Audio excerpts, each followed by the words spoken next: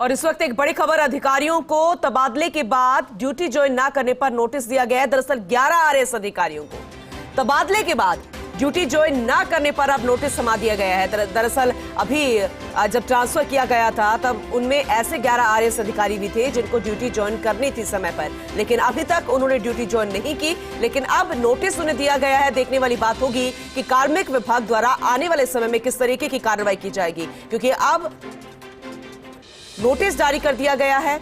वहीं 4 आरएएस अधिकारियों को मेडिकल बोर्ड के सामने उपस्थित भी होना पड़ेगा। तबादले के बावजूद ये अधिकारी ड्यूटी ज्वाइन नहीं करने गए। वजह पूछी जाएगी कि आखिर क्या वजह रही। नोटिस का जवाब तलब करना पड़ेगा। 11 आरएएस अधिकारियों ने ड्यूटी ज्वाइन नहीं की तबादलों के बाद, जबकि 4 आरएएस अधिकारियों को मेडिकल बोर्ड के सामने आना पड़ेगा और सवाल जवाब करने पड़ेंगे। 11 अधिकारियों को तबादले के बाद ड्यूटी ज्वाइन ना करने पर नोटिस दिया गया। 4 आरएएस अधिकारियों को मेडिकल बोर्ड के सामने उपस्थित होना पड़ेगा।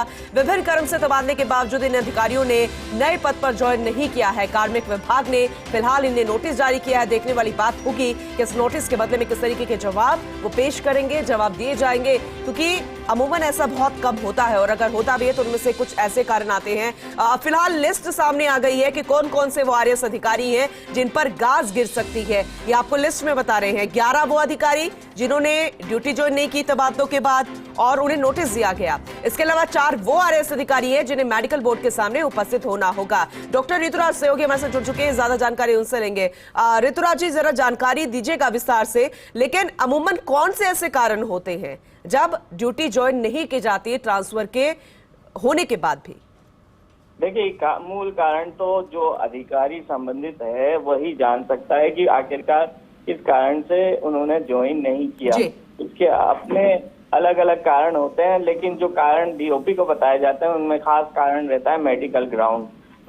तो डीओपी का कायदा है कि मेडिकल ग्राउंड पर अगर कोई छुट्टी ले रहा है, ज्वाइन नहीं कर रहा, तो उसको मेडिकल बोर्ड के समक्ष एक निश्चित तय समय के बाद ज्वाइन मेडिकल बोर्ड के समक्ष उपस्थित होना होता है। तो ऐसे 4 अधिकारी हैं जिनको मेडिकल बोर्ड के समक्ष पेश होना होगा, जिसमें 2 एसडीओ हैं और 2 एडीएम हैं।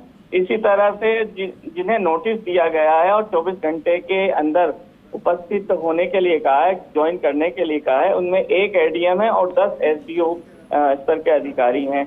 एक पूरी रिपोर्ट कार्मिक विभाग ने ली है और कार्मिक विभाग से ये मांगी भी गई थी रिपोर्ट की, जब तबादले हुए हैं तो तबादले के बाद आखिरकार क्यों ज्वाइन नहीं कर रहे हैं, क्योंकि कारण यह भी है कि इन दिनों पूनम जो निर्वाचन से जुड़ा काम चल रहा है, मतदाता सूची संक्षिप्त निरीक्षण का काम, तो उस काम में कतई कोताही नहीं बरतनी चाहिए, ऐसा माना जाता है। और निर्वाचन आयोग के निर्देश होते हैं कि अगर इस काम में कोई कोताही बरती जाए तो तुरंत एक्शन लिया जाए।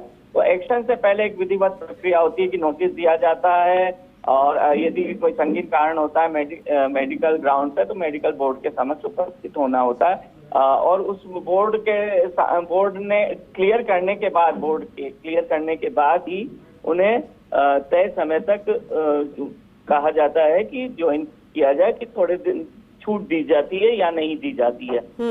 यदि मेडिकल बोर्ड की रिपोर्ट नेगेटिव हो तो वो छूट नहीं दी जाती है।